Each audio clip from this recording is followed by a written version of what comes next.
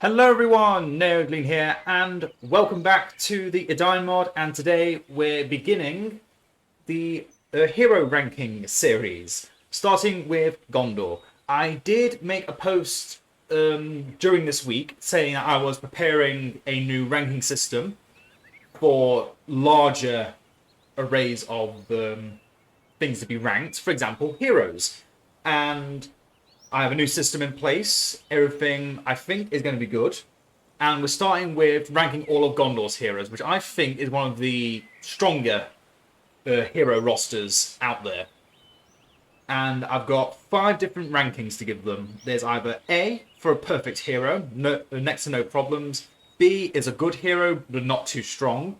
C is an average hero, does the job, good enough, but not as good as the other two before them. Then there's D, which is below average, with some glaring issues. Could be how they're used, how easy it is to use them, if they're compatible with their faction. And then E tier is, I believe, needs a rework. And for Gondor, just going to quickly say, they're all good. All the heroes for Gondor are good, but they do have different tiers to them. And some of them might surprise you. And before I get too further into it, I'm just going to say this is my own opinion. Some of you might rank them higher, some of them might rank them lower, depending on your own personal preferences. But after playing with Gondor a lot, and Arnor and Belfast recently, I do feel like Gondor's hero roster is the strongest out of all of them. So let's go into each one by one. Starting off with Peregrine Took, who I believe, I'm just going to go straight up and say he is a C tier. He's good enough, doesn't need to do a lot, and yeah, he just does his job. He's a decent scout with powers like Curiosity of the Fool to gain a decent amount of vision range, extra movement speed, and just makes it so he is able to run in and out of situations, take early settlements without any real hassle, as long as he doesn't have to fight anyone. He can go into Cloak, but cloaking in this game doesn't really do anything. You can also throw stones if he needs to stay out of conflicts. Or if you want to get him more into conflicts, spend 500, get him straight up to level 5 if he's still lower level, and then he gets his Citadel Guard armor. You can also give him, we also have later on the Dagger of the Noldor, which can work on either form, either sword or rock.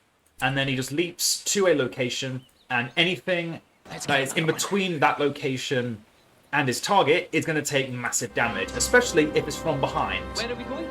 So, for example, stabbing a troll very hard in the back with the Dagger of the Noldor, it does a lot of decent damage, and that's Pippin when he's in his Citadel Guard armor.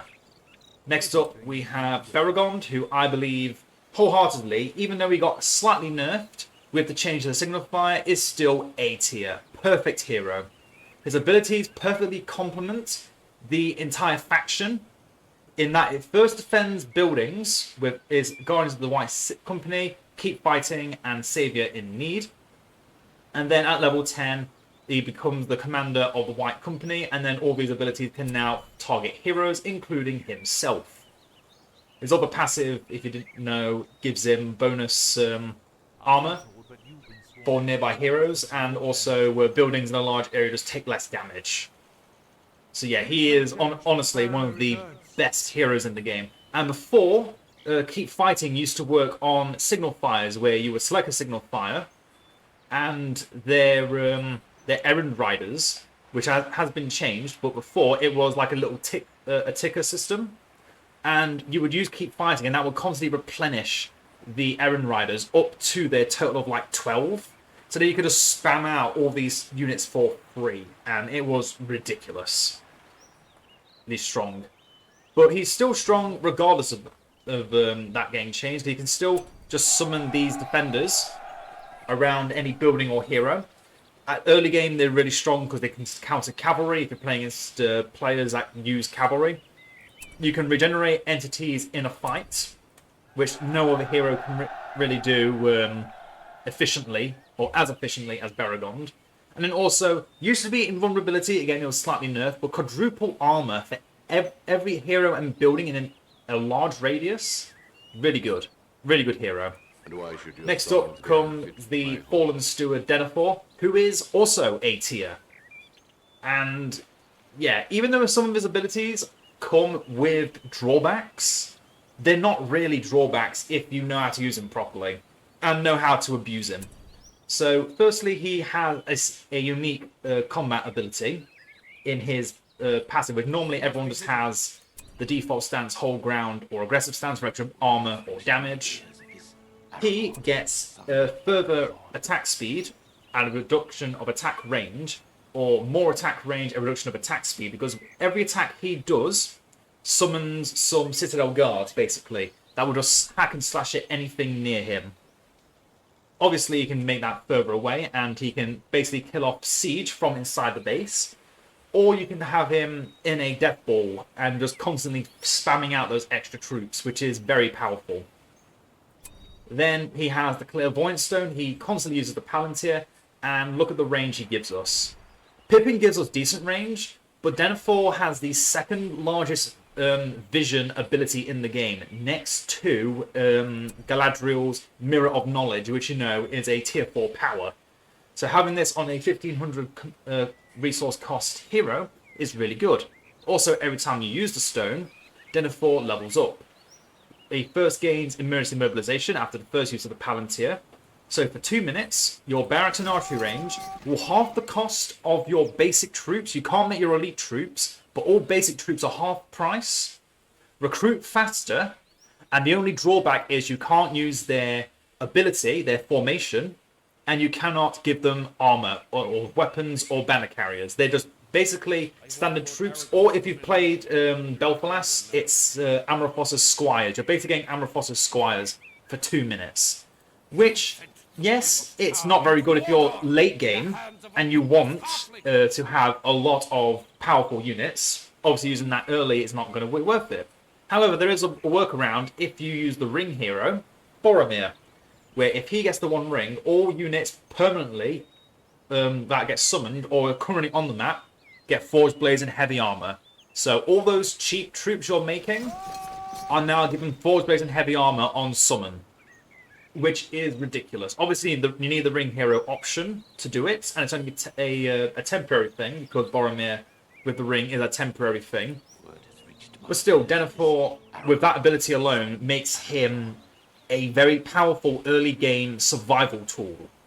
Then he has tax abatement, so instantly gets 3 minutes worth of resources from a resource building, but for the next 4 minutes it doesn't work. And it doesn't work on forgers, which are your blacksmiths, but if the word in there wasn't clear. So townhouses from your main base and settlements like farms and ranger tents can be affected. However, what it doesn't tell you is the fact that ranger tents are affected, your rangers can be recruited at near instant speed for that minuscule amount of time that you get that money into your coffers. So before that, you can spam out some elite archers if you really wanted to. And I believe this also works on friendly settlements. I don't know how limited it is. I've never really tested it too much. I probably should have done a bit more testing on it. But yeah, tax abatement is an amazing ability and can be very easily exploited with the ranger tent to just get rangers out very quickly. You can also use it on a building that's about to be destroyed to get all that money in. Make sure you give it at least 4 seconds, 5 seconds before the building gets destroyed, because otherwise you're just wasting the ability and getting no resources out of it. You can also use it on a settlement in your base that you plan to demolish immediately after you get the money in. Just build another military building, for example, if you're like in dire circumstances, which is exactly what tax abatement is all about. So a very easy way of abusing that is just by making just demolishing what you're about to take all that money from. Saves you a lot of time with that fast resource gain. And then there's the blinded attack order. For 30 seconds, 50% bonus damage, but no leadership, no experience gain for that time. Which, sure, that sounds bad. But one, look at that face that you get with Denethor. It's hilarious. And secondly, with that ability, it's more of an endgame tool. It's the same In fact, it's stronger than the Horn of Gondor. Your tier 1 power, Horn of Gondor. You can double that value. Use it to destroy the enemy citadel, for example. Buildings don't really give experience. They don't give a lot of it anyway.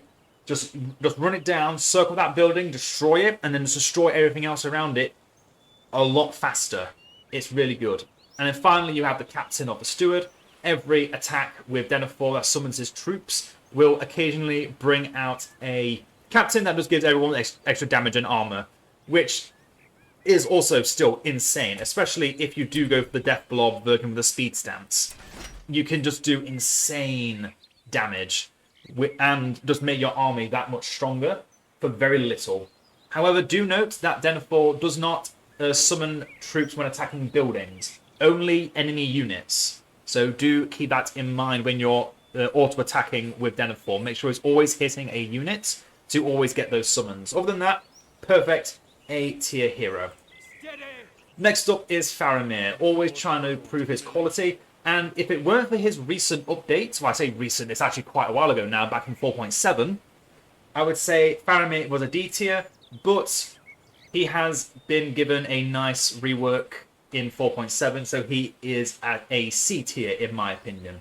He does a lot, but all the things he does don't really do everything you might want. He can swap between being mounted and dismounted very easily. Before, he used to also be able to toggle between a sword and bow. They changed that into Proven Valor, where for a short time you are taking out your sword. You can't change then from your mount-dismount or use Crippling Shot if you're currently on the ground.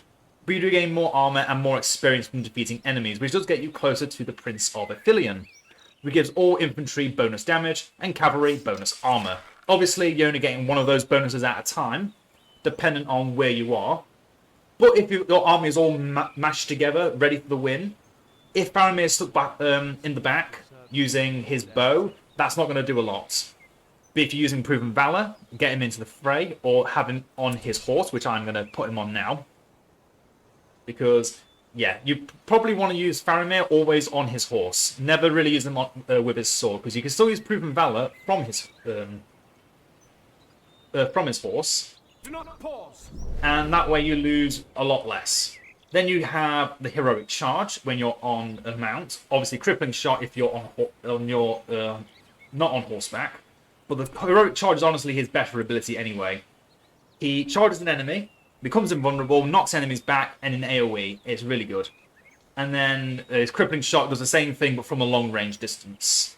And then finally, Captain of Gondor. Allies in the target area gain bonus speed, which decays for over 60 seconds. So if you want to go for ultra-fast cavalry with Imrahil, get Faramir. He will make them go even faster. Although you can see he doesn't target himself, only ally units. Heroes aren't affected. So yeah, there's a few downsides to Faramir, which puts him at C tier, in my opinion. He has got some strengths, but unfortunately, he's too much of an all-rounder for me to give him any extra brownie points. He's there, he's doing things, just too many things that you have to micromanage a bit if you want to make the most out of him, because otherwise he's just sat at the back. He's your only ranged hero other than Denethor, but Denethor gets into the fray anyway. And next up we have Boromir, who's going to be our first B tier hero. Almost perfect for most people. I think he's good enough. He's got a last stand that just keeps him going, keeping enemies away or keeping enemies close by, so your army can run away or keep fighting into a fight. Obviously, you don't want Boromir to ever die from a last stand, but if he does, at least make him worth the resources to get him back. Then you have the Horn of Gondor, which gives allied units and heroes on the map bonus speed for 15 seconds. So yeah, even though this is level 10 and more speed for longer, this as being at level 3 is just so much more valuable. And they're almost the same price, except Boromir is easier to get because he's from the barracks, not from stables or archery range. But continuing, Heir of Gondor, infantry near Boromir just gains bonus armor on top of him getting a more armored look compared to his Fellowship of the Ring attire that he wears then. Then he's got Brave Resistance. He finally brings out his shield. and gains bonus armor and is immune to knockback, making him one of the tankiest boys in the game with a very big health score of currently 7,300 at level 10. And then finally, the Veterans of Osgiliath used to be a mediocre summon of upgraded troops. Now it actually summons a more unique unit that you can't get in Gondor, the Osgiliath Veterans, which are the Jewel of Osgiliath, because they are a mix of everything, sword and spear. They do good trample revenge damage and can take out other pikemen with ease. Obviously, they also get the formation benefit. If I actually had the formation of Gondor active, you can see they just permanently have that benefit active as well. Being an elite unit means they have 10% damage and armor bonus. They don't last forever, of course. You can't expect them to. But for the time they last, they can do a lot of damage. And they're really cool. Introduced when Belfalas was introduced. And honestly, it's still really good to see this kind of unit entered in. I kind of wanted this to be brought in at some point. I'm glad the Edain team brought this up. And next up we have Imrahil, the Prince of Dol Amroth, who has so much to offer in this faction, but with Belfalas he has even more to offer. But let's talk about this version of Imrahil, which is another B tier. He can mount and dismount just like Faramir. He then has a leadership at level 1, which you can personalize. You can have all your fiefdom troops have 50% damage and armor boosts, pure 30% damage boost, or pure 30% defense boost for all soldiers of the fiefdoms, which does include all the troops from the Signal Fire and the troops from the border strongholds, the Knights of Dol Amroth, the Dol Amroth soldiers, and the 4 troops from here, the Pinnefjellin Swordsmen, the Sarnak Axemen, the Pelagian Monster Slayers, and the Blackroot Vale Archers. I take command. And again, you can personalize this. I normally typically just go for standard tactics, because bonus damage and armor in a decent amount is enough. If you want to do it in either way in excess, it's either because you want to try and get out of a situation and not die, or you're just charging in and destroying everything with your cavalry, because that's what Imrahil does really well. Then he has For Honor. For Gondor's honor. He for some reason just puts his helmet on, and his charge does even better. He no longer really gets slowed down from his trample, which makes him better than most Knights of Dol Amroth when it comes to their charge, because that lack of trample deceleration. Then he has Discipline, all Dol Amroth troops, which does only include the units from the border stronghold, the soldiers and the knights. They now heal with every hit, which is really cool. Rally around me. And yet it does also have that cool effect from Belfalas. Good. I'm glad they added that in. But yeah, it only works with your Dol Amroth troops, which is a little bit of a setback if you think about it. But then he also has his Atheling Guard, which helps you replenish your 2 abilities that do have timers, For Honor and Discipline, a little bit faster. Also, the Atheling Guard are on foot or mounted, depending on if Imrahil is on foot or mounted, which is another cool effect. And yeah, these just give faster recharge time and abilities, and they also just have Discipline permanently. So they are they're probably the strongest cavalry in the game, if you think about it. The fact they have self-healing with every hit. Not a lot is going to take them out. Next up, we have the exiled king of Gondor and Arnor reunited, Strider, or later known as Aragorn, who is also going to be B tier. Because even though I think he is a very competent hero killer and then later a faction leader, I do think he has a few setbacks, because he's never just good at both of them. He has to choose between one or the other. You can keep him as Strider, where he's a stealthy hero slayer with a camouflage ability, good healing, a very powerful a very powerful single target damage dealing effect similar to Eowyn's Smite, and also obviously having Blade Master for bonus attack and armor. But once you go to Aragorn at level 4, you take his Helm's Deep form. He just has, for one, permanent damage bonus from having Anduril. His Annual Flame of the West ability is the same as Blade Master, though. Athelas is the same, Knife Throw is the same. You now, instead of having a cloak, you have enemies around you flee in terror. This is probably the form you want to take if you want to be a competent hero killer with an army. Otherwise, if you want to be a solo hero killer, use Strider. It's a bit of a complicated mix. Then you go with this one if you just want to be a competent hero killer through and through.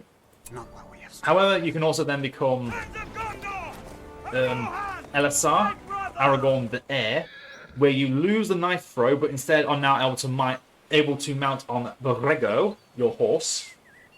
So you now become a less competent hero killer for fast bursts of damage with Blade Master and Knife Throw. You now are able to run down enemy heroes or run into a fight a lot faster thanks to your mount. But then there's King LSR, where things kind of get a bit weird. Because you no longer have the LSR ability. So enemies are no longer fleeing in terror, leaving heroes open to be destroyed by him. But he now has the demand of the king to summon Oathbreakers around him to deal with the enemies around you. But enemy heroes can still just kind of run away from it, and enemy units can just run away from him anyway, and then just kind of aren't being forced back in. You then just have the ability that nearby units become fearless and Gondor heroic statues give more armor. Which is a bit of a... I'm not going to say a letdown, but I feel like this should be more. I think it's always been like this since Edain came out. I feel like this has had a bit more to it. It would feel... Maybe make enemy heroes weaker around him, or make any ally heroes stronger. Maybe that would make this more impactful to get. But yeah, getting to King LSR can be a trap, because now you're not as competent as a hero killer. You've lost your range damage. You're still fast, but you can no longer solo enemy. You can no longer pinpoint enemy heroes that are stuck in the blob because you no longer have LSR. So yeah, B tier for Aragorn all the way. Also, if you didn't know, if Boromir is carrying the One Ring, you cannot make Aragorn the heir into King LSR, because he technically becomes the king. It's kind of weird. I don't actually think it says anything about Aragorn not being able to become the king, but yeah, that's what happens. And then finally we have Gandalf the Grey or Gandalf the White, once you have the power Gandalf the White. He is also a B tier. And the main reason being is the fact that he is 4k to get, and requires a little bit of know-how on how to use his abilities. So firstly, Wizard Blast, good AoE. It's been like that since BFME 1. If you don't know how to use it, just auto-acquire it. It will always hit something, and it'll always kill something. Then there's Lightning Sword. Use this on large single entities like trolls or heroes. You'll never go wrong. Use it on big blobs, you will go wrong. Use it on buildings, don't do that either. It's not like BFME 1 where this actually does damage to buildings anymore. It really doesn't. Buildings are too tanky. Then you get your horse, which is always good if you want to be able to get in and out of conflicts. Then you have Istari Light to just murder any hero or monster. Again, easier to pinpoint than Lightning Sword, and can do massive damage with the extra spell magic damage from becoming Gandalf the White. Anything that flies will not exist if you hit it with the Astari Light. And then finally, everyone's favourite. Just kill everything around you with the Word of Power. And again, the only reason why Gandalf isn't A tier is because of how expensive he is. And just getting used to getting him to level 10 is difficult. Not everyone can do it. You lose Gandalf, you feel like you just lost the entire game. Especially if you can't afford him after you've just let him die. And that is all of Gondor's roster. I'll be going over all the other rosters very shortly. But yeah, if I was to give Gondor an overall ranking, I would definitely say they're one of the top 3 or 4 factions, because their roster is just that well maintained. A few weak points, like Faramir, for example. But even though he is the weak link of all of Gondor's heroes, the fact that he's still C tier just means that compared to other factions, the low bar is still very high. Anyway, I hope you all enjoyed and learned something, and I will see you all in the next one. Farewell.